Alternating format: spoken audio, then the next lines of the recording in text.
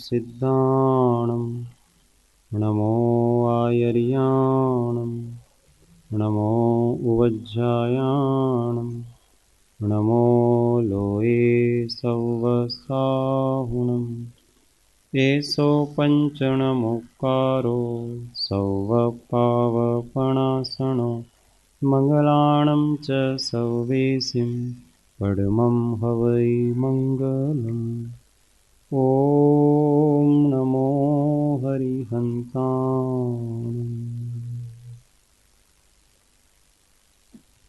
सर्वकलुषविध्वंसकं श्रेयसां परिवर्धकं भव्यजीवमनः प्रतिबोधकारकं धर्मसम्बन्धकं पुण्यप्रकाशकं पापप्रणाशकम् इदं शास्त्रं श्रीष्टोपदेशनामधेयम् अस्य मूलग्रन्थकर्तार श्री सर्वज्ञदेवा तदुत्तरग्रन्थकर्तार श्री गणधरदेवा प्रतिगणधरदेवा तेषामे वचनानुसारमासाद्य श्रीमद्भगवत् पूज्यपाद स्वामी विरचितमिदं शास्त्रं श्रोताः सावधानतया शृण्वन्तु।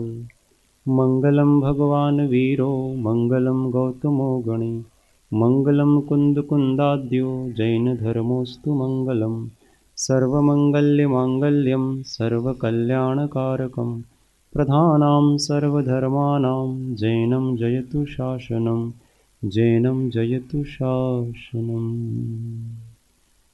अनन्त अनन्त भाव भेदथी भरेली भली अनंत अनंत नाय निक्षेपे व्याख्यानी छे सकळ जगत हित कारिणी हारिणी मोह तारिणी भवाब्धि मोक्ष चारिणी प्रामाणी छे उपमा आप्यानी जेने तमारा खवीते व्यर्थ आपवाथी निज मति मपाई में मानी छे अहो राजचंद्र ख्याल नथी पामताए जिनेश्वर तणी वाणी जाणी तेणे जाणी छे गुरुराज तणी वाणी जाणी तेणे जाणी छे।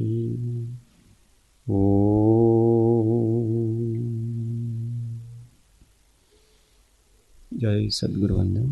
जय स्वाध्यायમાં શ્રી ઇષ્ટોપદેશ સત્શાસ્ત્રનો સ્વાધ્યાય ચાલે છે। શ્રીમદ પૂજ્યપાદ સ્વામી વિરચિત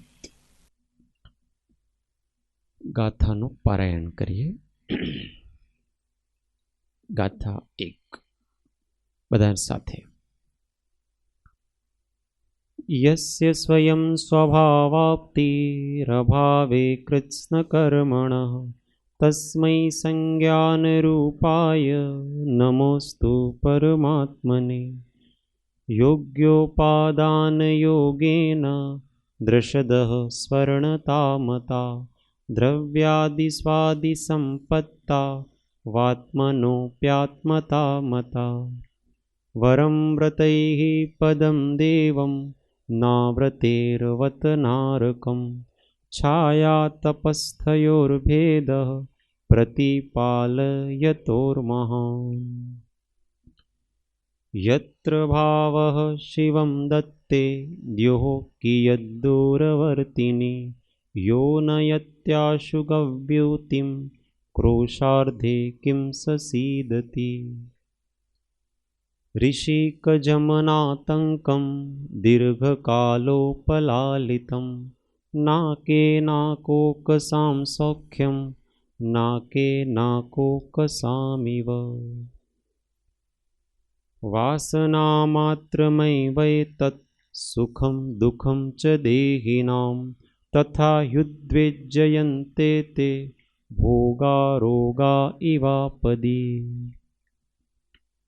मोहेन संवृतं ज्ञानं स्वभावं लभते नहि मत्तः पुमान् पदार्थानां यथा मदनकोद्रवे वपुर्गृहं धनं दारा पुत्रा मित्राणि शत्रवः सर्वथान्यस्वभावानि मूढः स्वानि प्रपद्यते दिग्देशेभ्यः खगा एत्य संवसन्ति नगे नगे स्वस्वकार्यवशाद्यान्ति देशे दिक्षु प्रगे प्रगे विराधकः कथं हन्त्रे जनाय परिकुप्यति त्रयङ्गुलं पातयन् पद्भ्यां स्वयं दण्डेन पात्यते रागद्वेषद्वयी दीर्घ नेत्राकर्षणकर्मणा अज्ञानात् सुचिरं जीवः संसाराब्धौ भ्रमत्यसौ विपद्भौ पदावर्ते पदीके वातिबाह्यते यावत्तावद्भवन्तन्यः प्रचुरा विपदः पुरः दुरर्जेनासुरक्षेण नश्वरेण धनादिना स्वस्थमन्यो जनः कोऽपि ज्वरवानीव सर्पिषा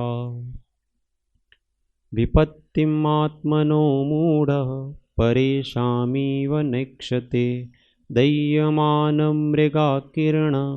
वनान्तरतरुस्थव आयुर्वृद्धिक्षयोत्कर्ष हेतुं कालस्य निर्गमं वाञ्छतां धनेनामिष्टं जीवितात् सुतरां धनम् त्यागाय श्रेयसे वित्तमवित्तः सञ्चिनोति यः स्वशरीरं सपङ्केन स्नास्यामीति विलिम्पति आरम्भे तापकान् प्राप्तौ वतृप्तिपदिपादकान् अन्ते सुदुस्त्यजान् कामान् कामं कः सेवते सुधी भवन्ति प्राप्य यत्सङ्गं शुचिनि शुचिन्यपि सकायः सन्ततापायस्तदर्थं प्रार्थना वृथा यज्जीवस्योपकाराय तद्देहस्यापकारकं यद्देहस्योपकाराय तज्जीवस्यापकारकम् इतश्चिन्तामणिर्दिव्य इतः पिण्याकखण्डकं ध्यानेन चेदुभे लभ्ये क्वाद्रियन्तां विवेकिनः स्वसंवेदनसुव्यक्तस्तनुमात्रो निरत्ययः अत्यन्तसौख्यवानात्मा लोकालोकविलोकनः संयम्य करणग्राममेकाग्रत्वेन चेतसः आत्मानमात्मवान् ध्यायेदात्मनेवात्मनि स्थितम् अज्ञानोपास्तिरज्ञानं ज्ञानं ज्ञानी समाश्रयः ददाति यत्तु यस्यास्ति सुप्रसिद्धमिदं वचः परिषहाद्यविज्ञानादाश्रवस्य निरोधिनी जायतेऽध्यात्मयोगेन कर्मणामाशु निर्जरा कटस्य कर्ताहमेति सम्बद्धः स्याद्वयोर्द्वयो ध्यानं ध्येयं यदात्मेव सम्बन्धः कीदृशस्तदा बध्यते मुच्यते जीवः सममो निर्ममः क्रमात् तस्मात् सर्वप्रयत्नेन निर्ममत्वं विचिन्तयेत् एकोऽहं निर्ममः शुद्धो ज्ञानी योगीन्द्रगोचरः बाह्यासंयोगजा भावा मत्तः सर्वेऽपि सर्वथा दुःखसन्दोहभागित्वं संयोगादिह देहिनां त्यजाम्येनं ततः सर्वं मनोवाक्काय कर्मभिः।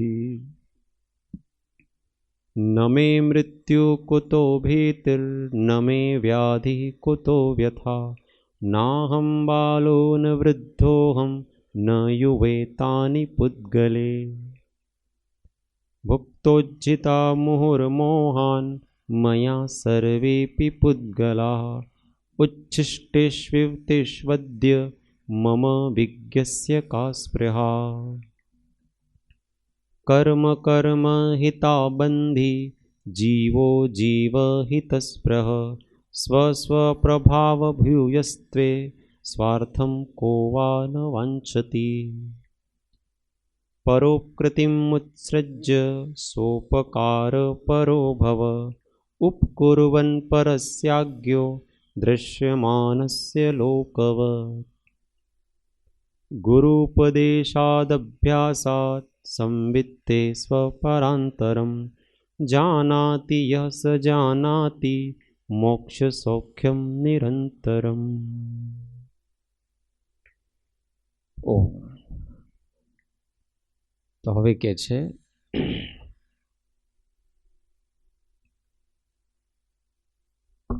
निर्ममत्व का चिंतन करते करते करते करते भेद ज्ञान तक आया। अब भेद ज्ञान कैसे करना, तो इसके उपाय बताते हैं। गुरूपदेशात् अभ्यासात् संवित्ते स्वपरान्तरम जानाति यः स जानाति मोक्ष सौख्यम निरंतरम। यह जो जानाति जानता है, किससे जानता है? गुरूपदेशाद अभ्यासात संवित्ते, गुरु के उपदेश से और अभ्यास से। संवित्ते स्वसंवेदन पूर्वक। क्या जानता है? स्वपरांतरम, स्व और पर का अंतर जानता है, भेद जानता है। जानाति स मोक्ष सौख्यम निरंतरम, वह क्या जानता है? मोक्ष निरंतर रहने वाला अविनाशी जो सुख है वो वह जानता है।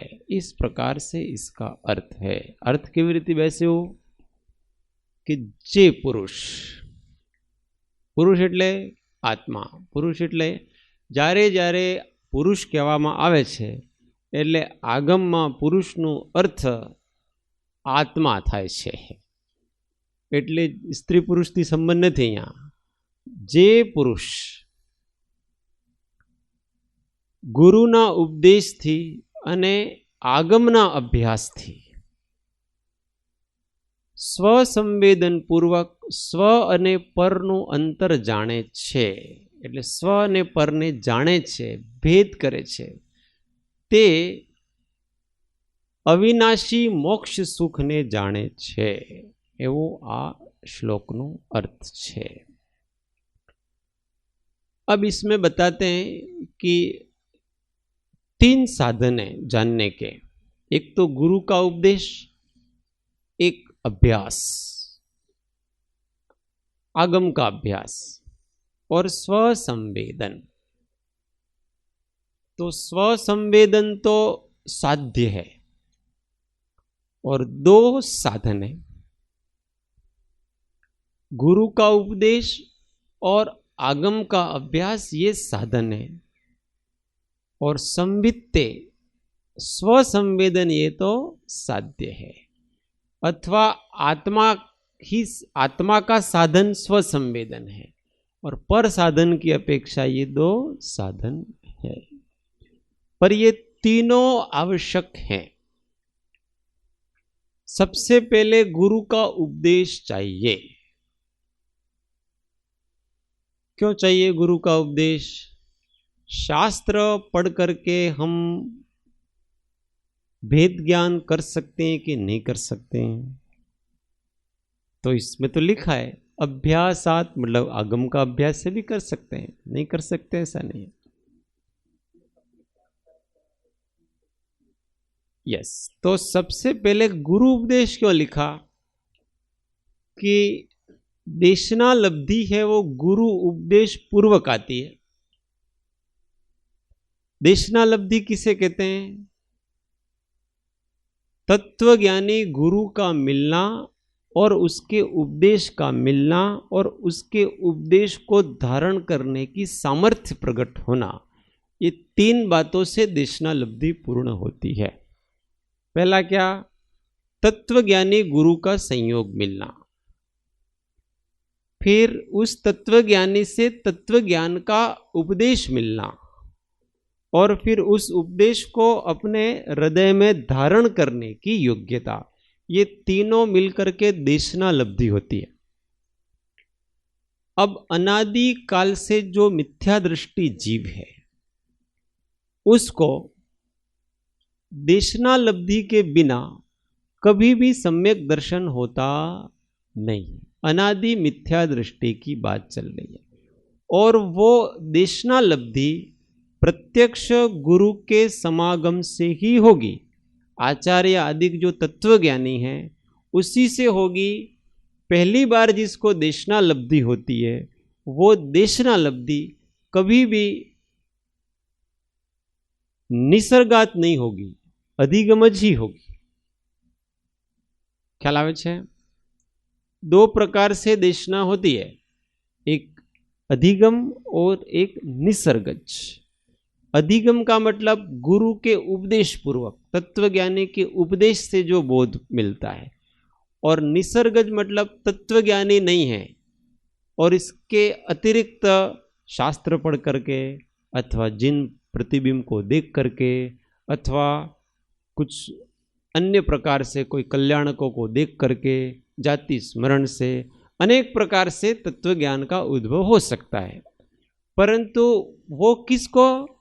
सादी मिथ्या दृष्टि को, अथवा जिसने देशना लब्धि को पूर्व में प्राप्त किया है उसको हो सकता है। बाकी जिसने अनादि मिथ्या दृष्टि है और देशना लब्धि तो प्राप्त करी नहीं है, उसको सबसे पहले गुरु का उपदेश आवश्यक है। गुरु के पास रहेगा, तत्व ज्ञान सुनाएगा, तब उसकी बात बनेगी। हाँ, इसके बाद उसको आगम के अभ्यास से प्रैक्टिस करेगा और प्रैक्टिस करके फिर स्वसंवेदन प्राप्त कर सकता है। इसलिए सबसे पहले कहा गुरु का उपदेश। गुरु के उपदेश में क्या होता है कि एक तो अपन जानते हैं कि गुरु ने, अपन ने पढ़ा कि भाई शांत स्वभाव है अपना। कैसा स्वभाव है? आत्मा शांत स्वभावी है, आत्मा ज्ञान स्वभावी है, आत्मा आनंद स्वभावी है। ये सब आत्मा के लक्षण है कि नहीं?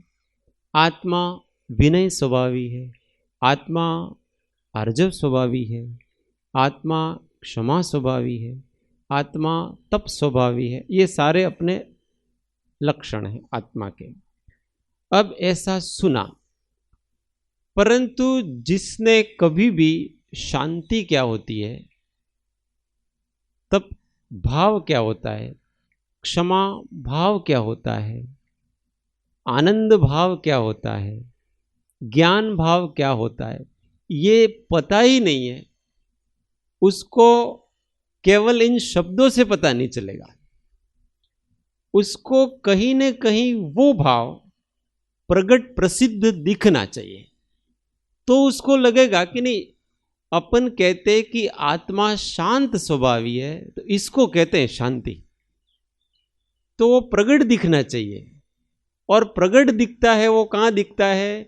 जिस व्यक्ति में वो प्रकट हुआ है वहां वो प्रकट दिखेगा अपने में। तो हम अब तक जिसको पढ़ते थे, सुनते थे कि ऐसी शांति होती है, तो वो शांति दिखने मिलती है प्रत्यक्ष, तब हमको उसके ऊपर श्रद्धा होती है, ये होती है शांति। ज्ञान भाव, अपना आत्मा ज्ञायक स्वभावी है। अब अपने को कैसे पता चले ज्ञायक स्वभावी है? जानता है सब, परंतु ऐसा उपसर्ग और परिशह को सहन करने वाला कोई ज्ञायक भाव की साधना करने वाला साधक दिखे तो पता चलता है कि ज्ञायक भाव ये होता है। ऐसे शब्दों में ज्ञायक भाव होता नहीं है। तीव्र गर्मी है अथवा तेज ठंड है, शरीर के ऊपर कीड़े मकोड़े घूम रहे हैं, अथवा बहुत सारा कोलाहल चल रहा है,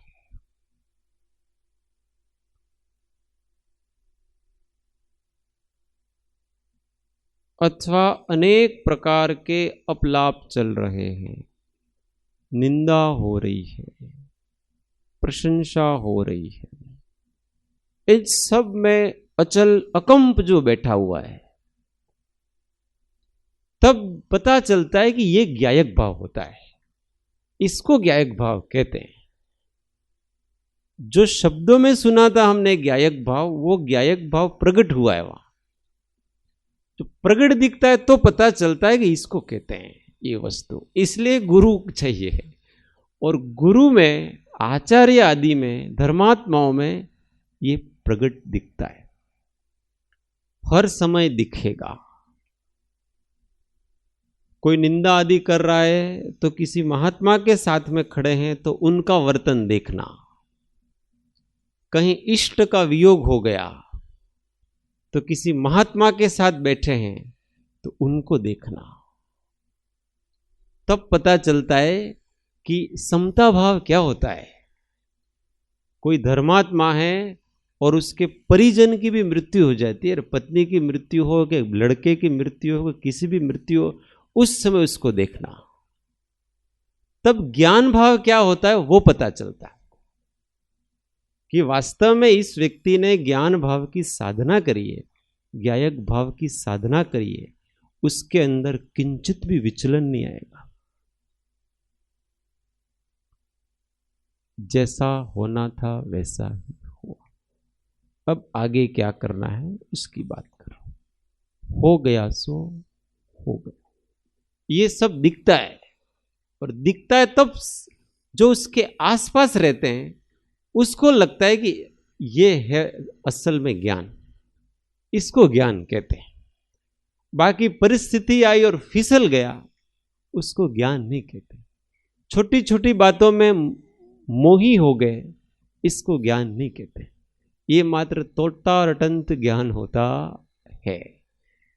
तो इसलिए महापुरुषों का सत्संग चाहिए, दिशना लब्धि के लिए जरूरी है कि प्रत्यक्ष समागम महात्मा का होना चाहिए।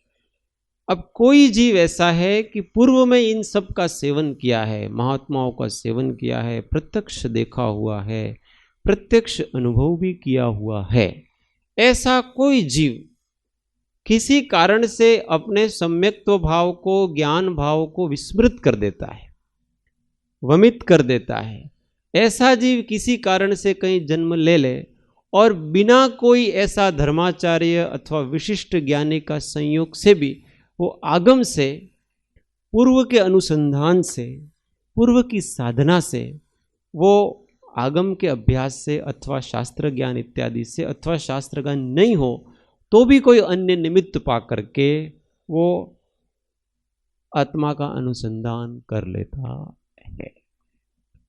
पर प्रथम उसको कहीं न कहीं गुरु का समागम होना ही चाहिए। और कैसा गुरु?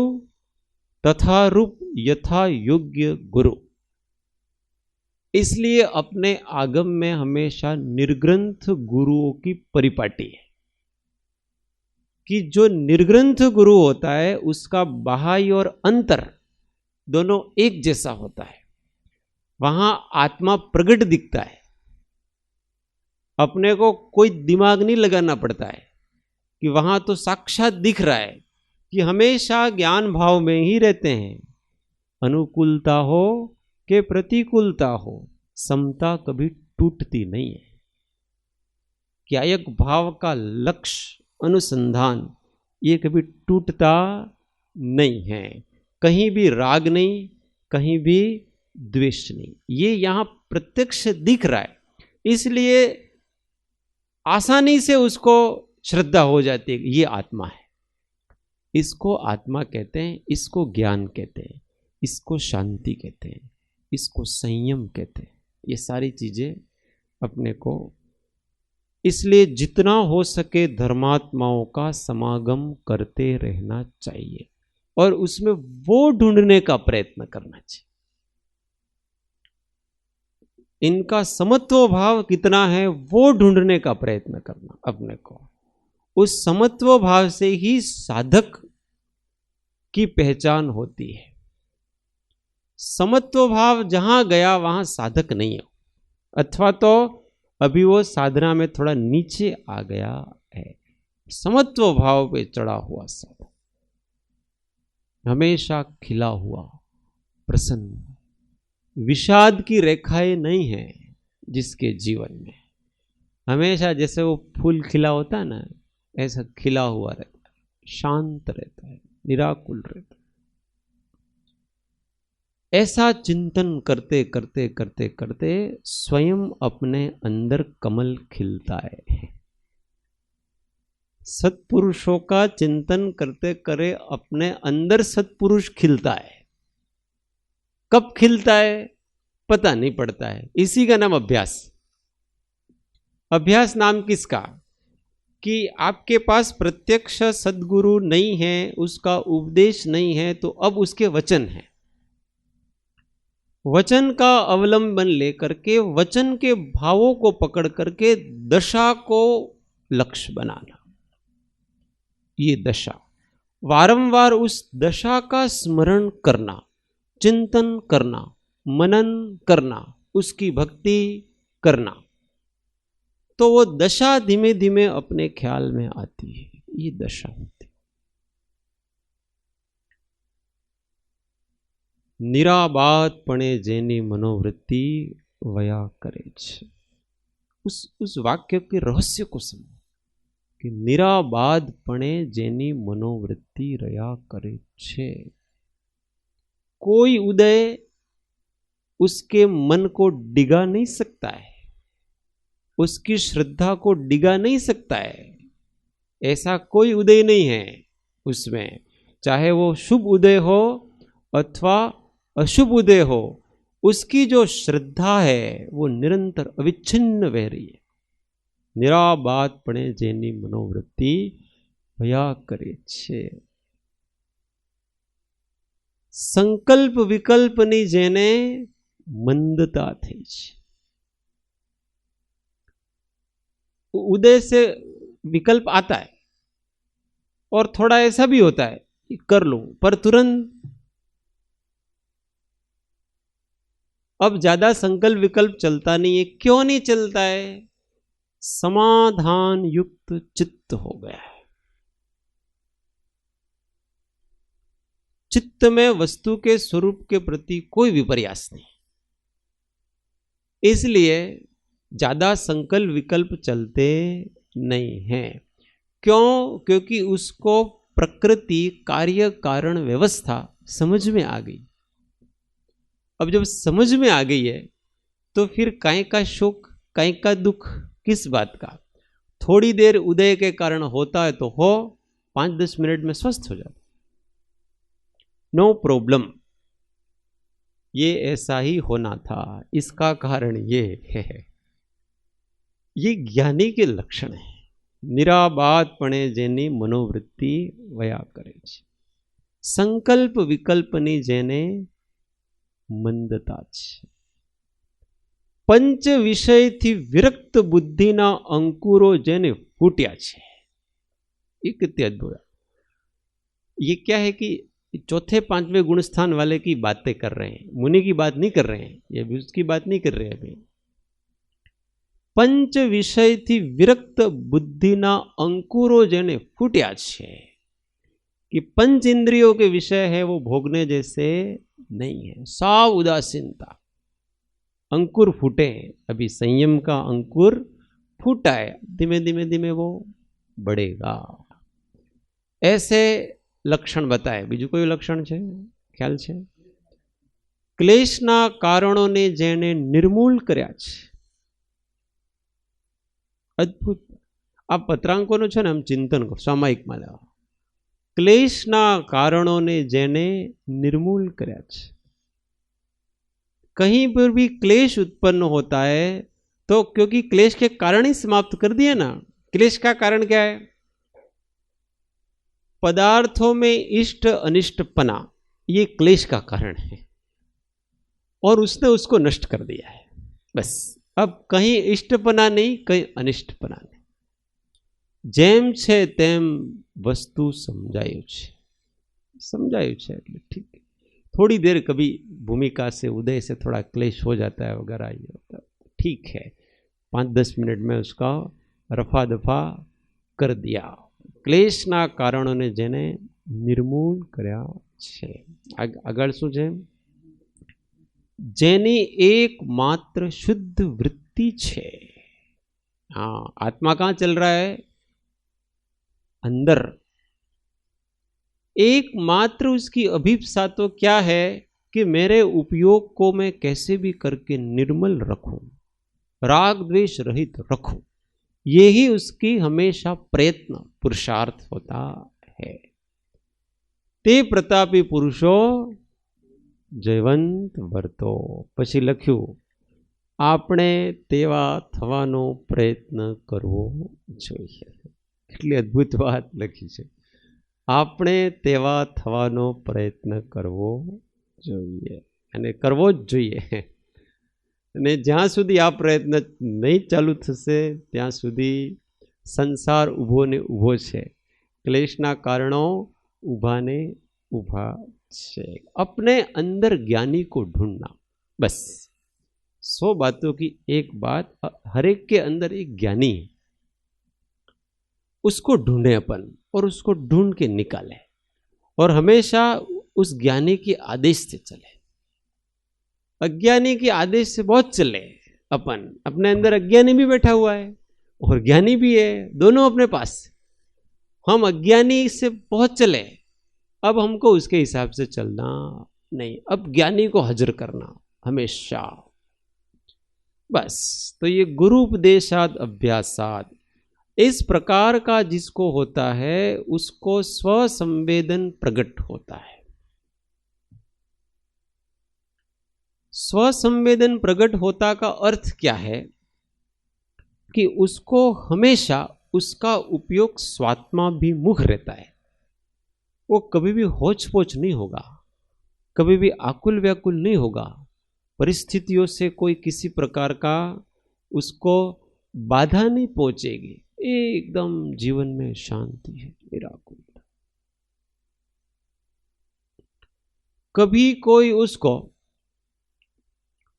थोड़ा दया करुणा के उदय से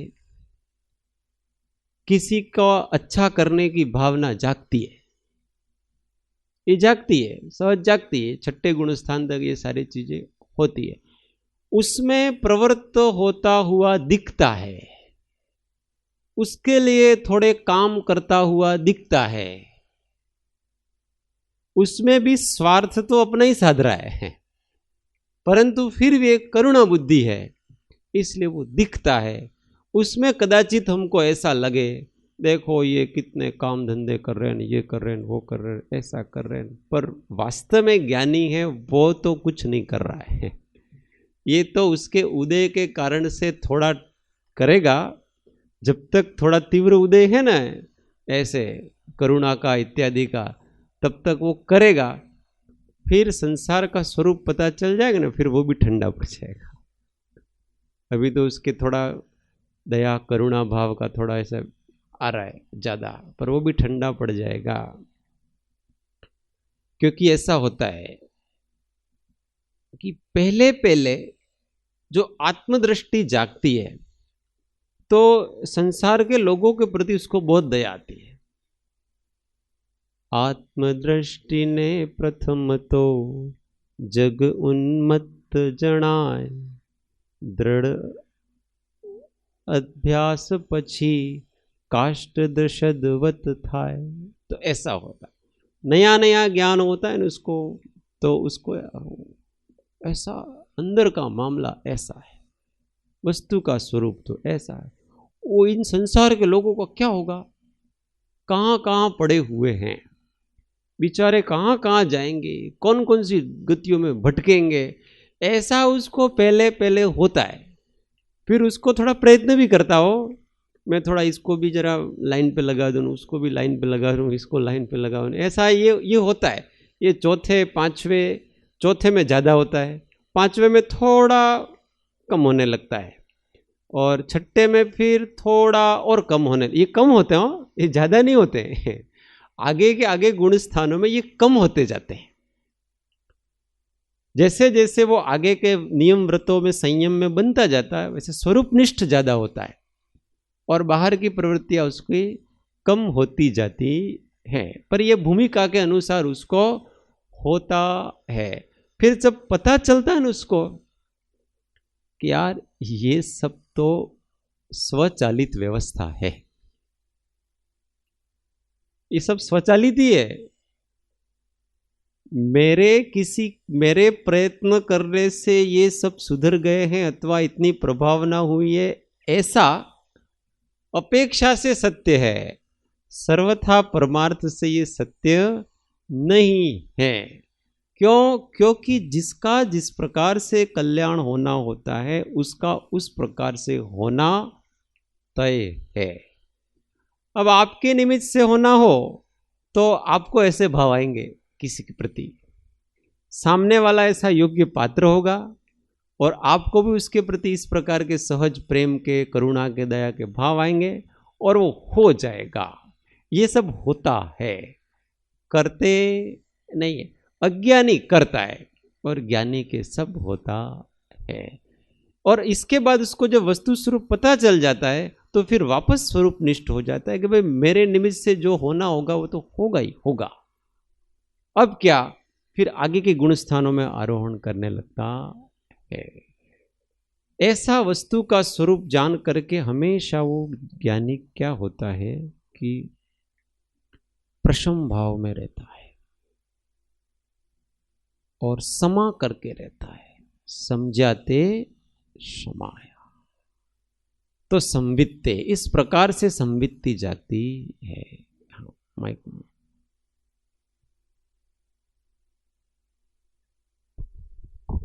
मेरी भावनाમાં બીજા પદમાં જ્ઞાનીનું સ્વરૂપ આપ્યું છે, એમાં લખ્યું છે નિજ પર કે હિત સાધન में जो निष्दिन तत्पर लिखू છે ત્યાં तो। हाँ, अब क्या है देखो, पहले क्या लगाया, निज, पहले निज लगाया फिर पर लगाया, तो वो वास्तव में तो निज के काज में ही तत्पर है, परंतु अब निज का कार्य नहीं हो रहा है तो फिर दूसरे के लिए कुछ भी करना है तो तुरंत तैयार, रेडी।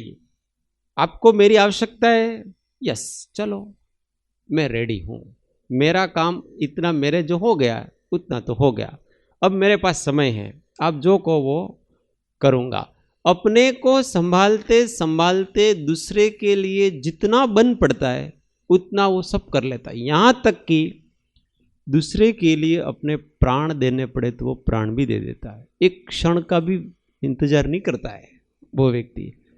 ऐसा उसके अंदर परोपकार की भावना, क्यों? क्योंकि देहादि है, ये वाणी है। भाई कोई यूं कहे कि मुझे आपसे कुछ सीखना है तो आई एम रेडी, मैं रेडी हूं। एक शर्त है, मेरे आवश्यक मैं पहले निपटा लूंगा फिर करूंगा, मेरा सामायिक छोड़ करके मैं आपको नहीं सिखाऊंगा, पहली बात।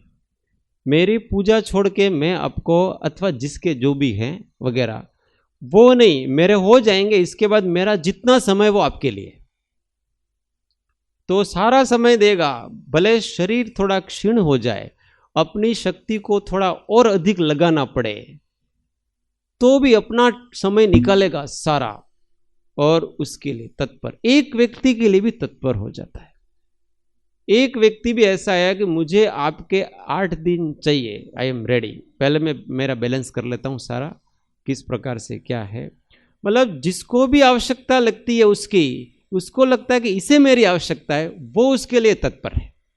बस मैं अपनी आत्मा को संभालूंगा, पहले आत्मा को संभालते संभालते वो, इसीलिए वास्तव में जो आत्मनिष्ठ होते हैं, आत्म कल्याण में लगे होते, वो ही सबसे अधिक पर कल्याण में लगे होते, क्योंकि वो केवल निष्प्रभ भाव से कर रहे, और उनके अंदर शक्ति इतनी होती है ना कि वो अपना समय को निकालने के, अपना लिए समय निकालने के बाद भी उनके पास इतना समय है, बहुत सारा समय है, किसी को ना नहीं है उनके लिए।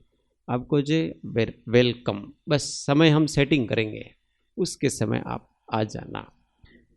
तो ये तत्परता है, ऐसा नहीं कि ठीक है बाद में, अभी तो कोई सेट होता नहीं है भाई, सीखना है, सामने वाला देखेगा वास्तव में जिज्ञासु है तो उसके लिए वो समर्पित हो जाता है। इसलिए वास्तव में जो ज्ञानी गुरु वगैरह होते हैं ना, वो भी योग्य पात्रों को ढूंढते रहते हैं, उनको भी तलाश होती है कि भाई अपना भी उनके साथ थोड़ा थोड़ा कल्याण हो जाता है, और जहां पात्र दिखा वहां वो सामने वाला नहीं चले ना तो भी वो आगे होकर के चलते हैं। बहुत बार ऐसा भी होता है, क्योंकि वो देख जाते हैं कि वर्तमान में भले इसकी योग्यता नहीं है पर इसके अंदर छिपी हुई है, और उसके लिए मेहनत करते हैं खूब, और आगे होकर के उसको धीमे धीमे धीमे धीमे धीमे धीमे आगे बढ़ाते हैं। ऐसा ये ज्ञानियों का, हम उनकी बहुत दूरदृष्टि होती है, हम कभी कभी समझ नहीं पाते हैं, यार इसके पीछे क्यों पड़े हैं, ये इसको इतना क्यों वेटेज देते हैं, इसका ये करते हैं। भाई आपको अभी नहीं पता चलेगा ये चीज़, आपको ये चीज़ 10 साल बाद पता पड़ेगी, कि जब वो खिलेगा ना तब पता पड़ेगा आपको कि इतना क्यों देते थे, ने क्या करते थे, क्योंकि वो द्रव्य देखा है उसका, क्योंकि ऐसी सूक्ष्म दृष्टिया, ये परोपकार होता है, परोपकार की भावना से बहुत जबरदस्त होती है। तो ये तत्पर होते हैं ऐसे। हाँ कोई पूछ। हाँ शिरीष दादा,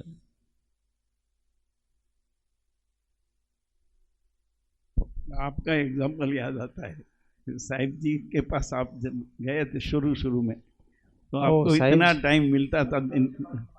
साहिब जी की बातें निराली है। नहीं, वो बात इसलिए याद आती है कि वो टाइम पे सब लोग कहते थे साहिब जी ये लोग आए हैं उसके लिए इतना टाइम क्यों देता है। ये सबके साथ ऐसा होता है। एक्चुअली मैं जो भी बोलता हूँ ना, मेरे अंदर मैंने एक साहिब जी प्रकट किए। मैं ये ऐसा कोई अभिमान पूर्वक के ऐसा नहीं कहता हूँ कि उनके पास रह के वो कहते ने किसी के दिल में भूत आता है, ऐसे मेरे दिल में वो आते हैं, और हर शब्द, हर एक अभिप्राय, हर एक चीज है, वो क्या है, साथ रहते रहते अपना अंतःकरण ऑटोमेटिक ऐसा हो जाता है। इसीलिए बहुत सी बातों में, बहुत से वर्तन में, बहुत सी मानसिकताओं में सब साम्यता दिखेगी, सब प्रकार से, शब्दों में कहो, वाणी में कहो, वर्तन में कहो वगैरह, बहुत सारी साम्यता दिखेगी। जीव व्यक्तिक होते हैं, अलग अलग भिन्न होते हैं, सबके अपनी अपनी रुचियाँ वगैरह होती है, एक वो एक बाजू में रख दो, पर एक अंतःकरण होता है ना ऐसा, और उसमें सामने वाले गुरु का वो जो आगे होके चलते हैं ना, वो बहुत मुख्यता की बात है कि आप तो एक कदम भी नहीं चले पर वो 100 कदम चलेंगे, क्योंकि वो द्रव्य को देखते हैं। और इस सब में सबसे महत्वपूर्ण वस्तु होती है ना, वो है जीव का विनय भाव। जहां भी थोड़ा सा भी विनय देख गए और थोड़ी सी भी तत्व के प्रति समर्पणता, निष्ठा देख गया कोई व्यक्ति, वो घर में होगा ना तो उठा के लाएगा, क्योंकि उसको पता है कि ये इसका द्रव्य जागा है। ये विनय गुण होता है ना, वो बहुत जबरदस्त होता है, वो ही सबसे पहले अपने को आगे ले जाता है कि इसके अंदर वास्तविकता है, विनय है और तथारूप सरलता है, और उसके अनुरूप चलने के अंदर से भाव होते हैं। अब जिसके अंदर से भाव हो गए वो बाहर से हो सकता है, उसके जीवन में बहुत से दोष हो सकते हैं, अन्य बहुत सारे दोष होते हैं, किसी के अंदर आलस होता है, न किसी के अंदर प्रमाद होता है, न किसी का गुस्सेल स्वभाव होता है, न किसी का बहुत रागी स्वभाव होता है, न किसी की आदतें ऐसी होती हैं कि वो पिक्चरें देखने की, न गाने सुनने की वो आदतें होती हैं, किसी की खेलने की आदत हो, ऐसे बहुत सारी उटपटांग आदतें होती हैं।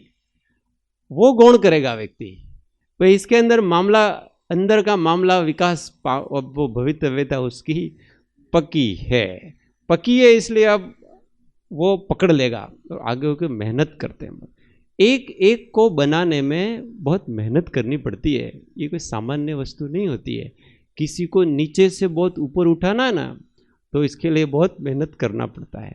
और जिसके पास बहुत सारी जिम्मेदारियां हो और वो उसको एक एक को कैसे संभालना, तो वो महापुरुषों के पास ऐसी शक्तियाँ होती हैं, ऐसी सामर्थ्य होती है।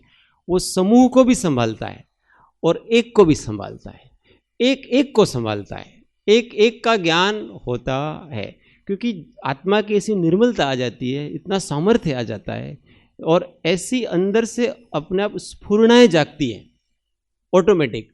अब अपने को इसके लिए ये करना चाहिए, ये लोग इसके पात्र हो गए हैं, अब इनको आगे यहाँ बढ़ाना चाहिए, अब इनको ये करना चाहिए। ये सारी चीज़ें उसको अपने आप स्फुरित होती हैं, वो करनी भी पड़ती, उसके ज्ञान में ऑटोमेटिक आता है। ऐसा ही ऋणानुबंध होता है सामने वाले जीवों का, और उसका ऐसा ऋणानुबंधन ऑटोमेटिक होता है, और वो सब होता जाता। ये सारा एक वैज्ञानिक सिस्टम है। इस सिस्टम को अपन समझें तो अपने को इस वितराग दर्शन पर बहुत बड़ा महात्म्य आता है। बस ऐसे स्वपरांतरम संवित्ति, जो जानता है वो मोक्ष सुख को जानता है, निरंतर रहने वाले मोक्ष सुख को जानता है। अपने को क्या करना, निरंतर गुरु का उपदेश प्राप्त हुआ है, अब उसको अभ्यास, अब अपना काम। केवल संतुष्ट हो जाने से काम नहीं होता है, अभ्यास करना पड़ता है। अभ्यास में जो क्रम बताया है उस क्रम को रोज सेवन करो, रोज सेवन करो, रोज सेवन करो, और वृत्ति को अंतर्मुख करते रहना, अंतर्मुख करते रहना, अंतर्मुख करते रहना।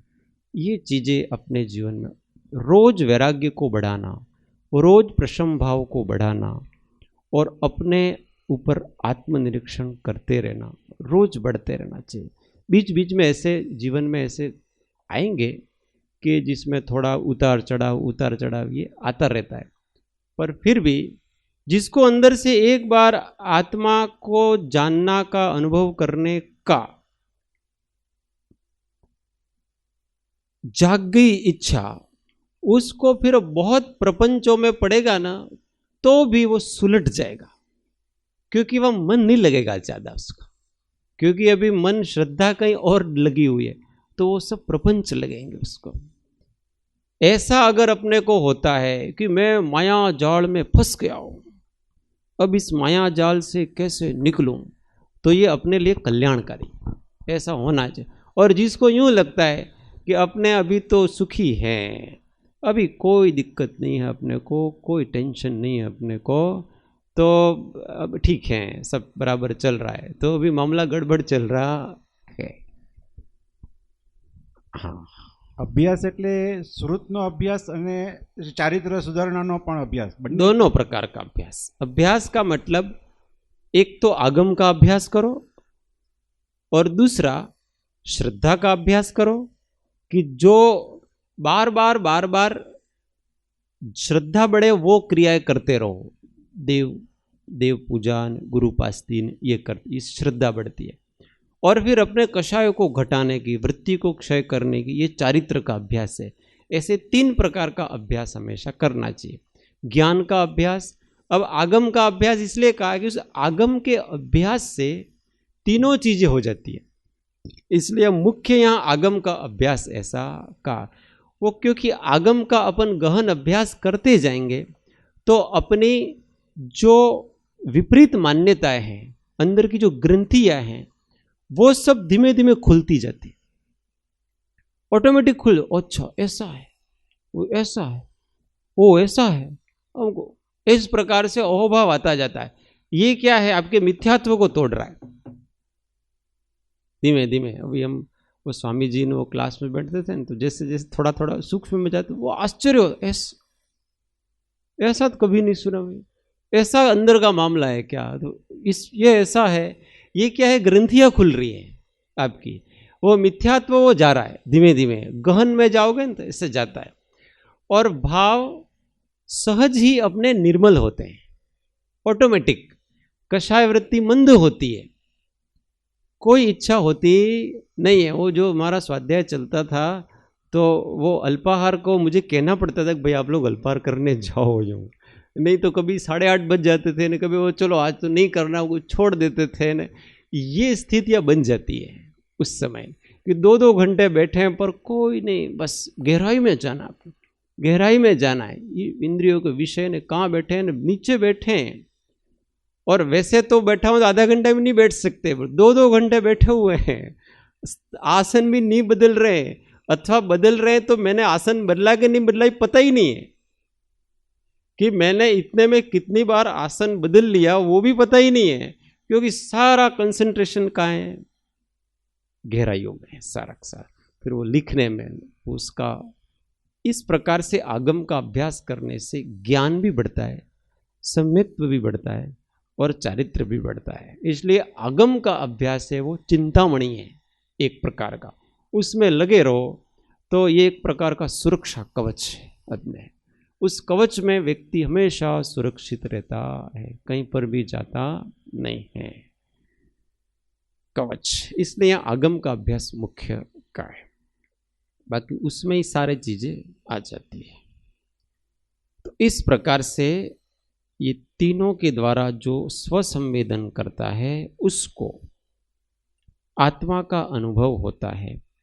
और निरंतर रहने वाला सुख क्यों कहा है? क्योंकि मोक्ष है वो निरंतर रहता है, तो फिर वो निरंतर रहने वाले मोक्ष सुख को प्राप्त धीमे धीमे कर लेगा, उसी अनुभव से धीमे धीमे करता जाता है। देखो, सम्यक मति एक बार हो गई, एक बार अपनी मति सम्यक हो गई, इसके बाद कर्म अपने आप हमेशा कटते रहते हैं, वो जाते रहते हैं, हमको उपयोग देने की आवश्यकता नहीं है उसके ऊपर, ऑटोमेटिक। क्यों? क्योंकि उसकी जो विचारधारा है, उसकी सोच है, उसका अभिगम है, वो हमेशा पॉजिटिव चलता है, क्योंकि तत्व आधारित चिंतन चलता है। कोई भी प्रसंग हो तो वो होत आस्वा परिस्वा ऐसा हो जाता है। आश्रव है वो उसको परिश्रव अर्थात संवर रूप हो जाता है, कोई भी आश्रव। इसलिए कोई भी, इसलिए तो कहा नहीं, ज्ञाने ना भोग निर्जराना कारण छे। ऐसा क्यों कहा? ऐसा इस कारण से कहा है कि वो उस समय में क्यों विचार सम्यक चल रहा है, और वो जो भोगादि है ना, वो तो उदय है, उस उदय में वो उदय के अनुसार बांध नहीं रहा है, वो तो निर्जरा कर रहा है, क्योंकि वास्तव में हमारे परिणामों से बंध और निर्जरा है। बंध और आश्रव, बंध और निर्जरा तो हमारे परिणामों से है ना, और आपके परिणाम सम्यक प्रकार से चल रहे हैं, तो आप क्रिया कुछ भी करो, इसका क्या? क्रिया से तो कोई बंध कहा नहीं, अपने परिणाम से बंध कहा है।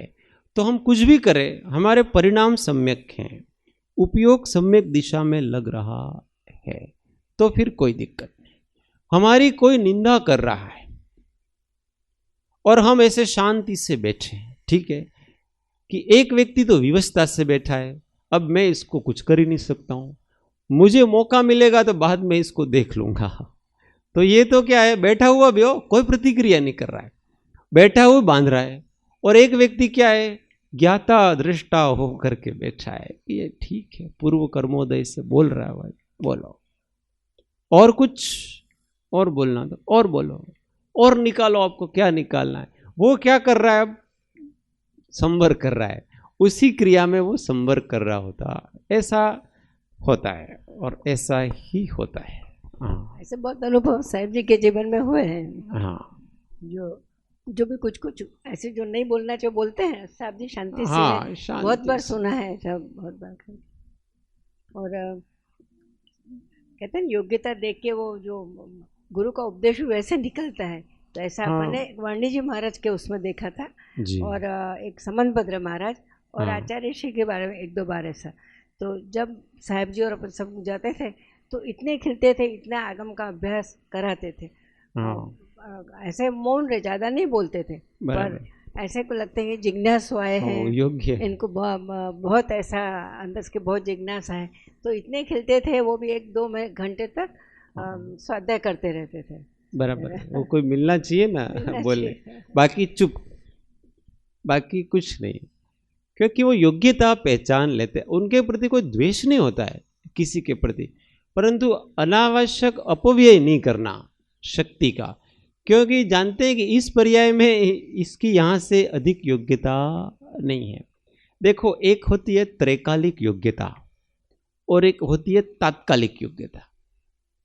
तात्कालिक योग्यता है वो पर्यायगत योग्यता है कि उस पर्याय में वो व्यक्ति कितना जा सकता है आगे, और उस तात्कालिक में भी फिर वर्तमान क्षण की योग्यता और फिर आगामी की योग्यता, ये अलग अलग होता है। तो वो तीक्ष्ण प्रज्ञावान पुरुष होता है, वो सब जान लेता है कि इसकी कितनी कहाँ तक है, तो उसको उतना वजन देता है। जिसकी ज़्यादा है तो उसके पीछे ज़्यादा पड़ जाएंगे कि तुम कहाँ पड़े हुए हो, ये छोड़ो, ये सब, ये तुम्हारे लायक नहीं है, ये कहाँ फंस गए घन चक्कर में। इस प्रकार से वो बाहर, कुएं से बाहर निकालने का प्रयत्न करते हैं। ये सब महापुरुषों की करुणा होती है। कुल मिला करके अपने अंदर महापुरुषत्व प्रकट करने का प्रयत्न करना चाहिए। मुख्य बात ये, आगे यही कहेंगे कि इस आगे की गाथा में यही कहने वाले हैं कि आत्मा का गुरु आत्मा है और कोई गुरु नहीं है। वही गाथा आगे कहने वाले हैं, उसको अपन पारायण करके फिर उसका कल विवेचन कर। हाँ, योग्यता है, योग्यता का आधार किस पे है, ऐसा है। तो योग्यता है वो योग्यता है, बस भवितव्य के अनुसार उसकी सो भी होती है। योग्यता एक ऐसी वस्तु है कि वो अपरिणामिक है। अपरिणामिक किसे कहते हैं कि जिसका कोई कारण नहीं है, जैसे वो पारिणामिक भाव होता है ना, पारिणामिक भाव के जैसे कोई कारण नहीं है उसका, है तो है। अब वट वृक्ष है, वो बहुत बड़ा होता है, और तुलसी का पौधा है, उसको आप कितना भी पानी दो पर वो वट वृक्ष जितना बड़ा होता नहीं है। इसकी योग्यता ऐसी, ये योग्यता ऐसा जबरदस्त, इसको जो समझ जाए ना तो उसको कहीं किसी प्रकार का कोई विपर्यास नहीं हो, कोई उसको चिंता अथवा कोई उसको द्वंद्व संशय नहीं रहे कि सब अपनी अपनी योग्यता के अनुसार यहाँ परिणमन कर रहे हैं। तात्कालिक योग्यता, त्रैकालिक योग्यता, सब अपने हिसाब से सारा चल रहा है। तो अब कहते हैं कि इस प्रकार के गुरु के उपदेश से ही यदि इस प्रकार का तत्व ज्ञान प्राप्त होता है, तो अब गुरु कौन है वो बताओ हमको, कैसा गुरु कौन होता है। अब गुरु कौन है उसकी यहाँ पर चर्चा करते हैं। अपन इसको पढ़ करके छोड़ देते हैं। हाँ, झलावन विपुल भाई माइक लगे अर्धे दिलेटी झलावन।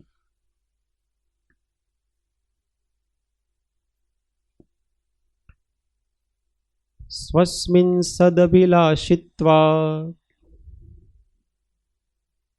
स्वस्मिन् सदभिलाषित्वा स्वस्मिन् सद्भिलाषित्वात् दभिष्ट ज्ञापकत्वः दभिष्ट ज्ञापकत्वता स्वस्मिन् सदभिलाषित्वा स्वस्मिन् सद्भिलाषित्वात् दभिष्ट ज्ञापकत्वः दभिष्ट ज्ञापकत्वता स्वयं हित प्रयोक्तृत्वात् स्वयं हित प्रयोक्तृत्वात् दात्मेव गुरुरात्मना दात्मेव गुरुरात्मना। देखो कहाँ कहाँ तोड़ना ये बताते हैं। पहले स्वस्मिन् सदभिलाषित्वा, वा पे छोड़ देना, फिर दभिष्ट ज्ञापकत्व वो बोलना वहां तक, फिर यहाँ स्वयं हित प्रयोक्तृत्वा वहाँ वा पे आके छोड़ देना। फिर आगे दात्मेव गुरुरात्मनः, बोलने के संस्कृत बोलने का संधि सहित बोलते हैं और समझने का तो संधि विच्छेद करके समझते हैं। ये भी एक एकाग्रता की साधना है।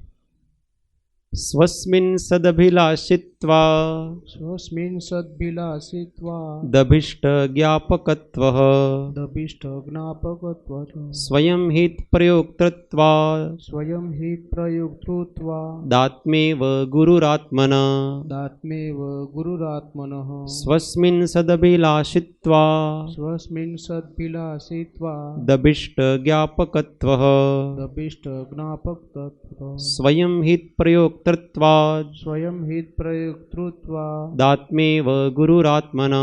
दात्मेव गुरुरात्मनः। अब एक एक लाइन। स्वस्मिन् सदभिलाषित्वा दभिष्ट ज्ञापकत्वः स्वस्मिन् सद्भिलाषित्वा दभिष्ट ज्ञापकत्वः स्वस्मिन् सदभिलाषित्वा दभिष्ट ज्ञापकत्वः स्वद्भिलाषित्वा दभिष्ट ज्ञापकत्वः।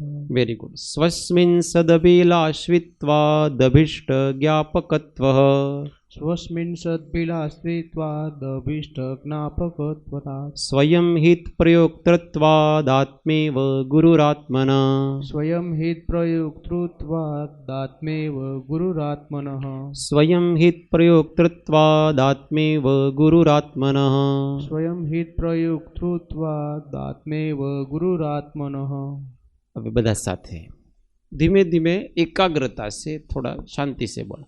स्वस्मिन् सदभिलाषित्वादभिष्ट ज्ञापकत्वः स्वयं हित प्रयोक्तृत्वादात्मेव गुरुरात्मना स्वस्मिन् सदभिलाषित्वादभिष्ट ज्ञापकत्वः स्वयं हित प्रयोक्तृत्वादात्मेव गुरुरात्मना स्वस्मिन् सदभिलाषित्वादभिष्ट ज्ञापकत्वः स्वयं हित प्रयोक्तृत्वादात्मेव गुरुरात्मनः। अर्थ अपने कल पढ़ेंगे।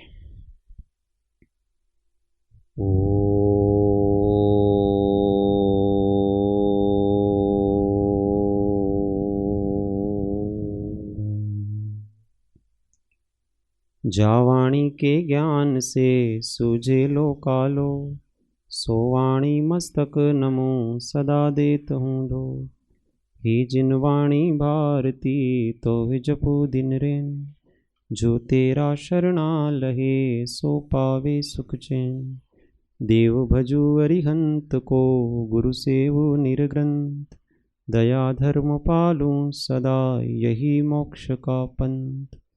9 नमस्कार महामंत्र। आत्म अनुसंधान।